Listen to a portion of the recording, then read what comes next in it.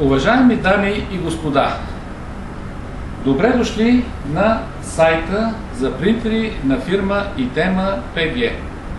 В предишни наши представяния ви показахме различни принтери, които предлага нашата фирма. Днеска ще продължиме с мултифункционални устройства. Днес ще ви представиме едно от най-търсените устройства. Това е едно мултифункционално устройство HP LaserJet 3390, което съчетава в себе си функциите на лазерен принтер, скенер, факс и копир.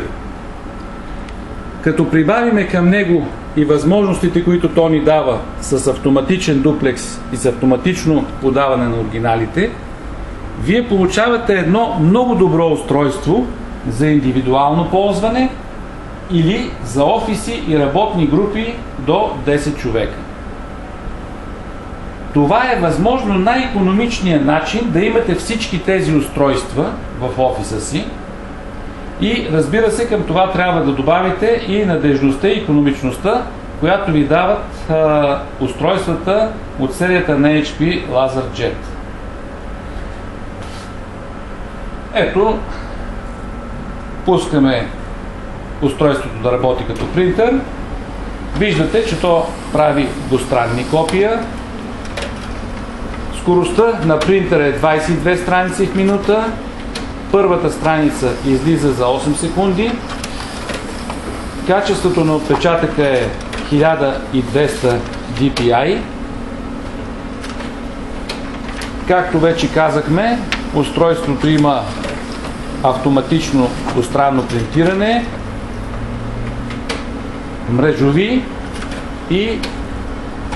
мрежово свързване и свързване през бърз USB.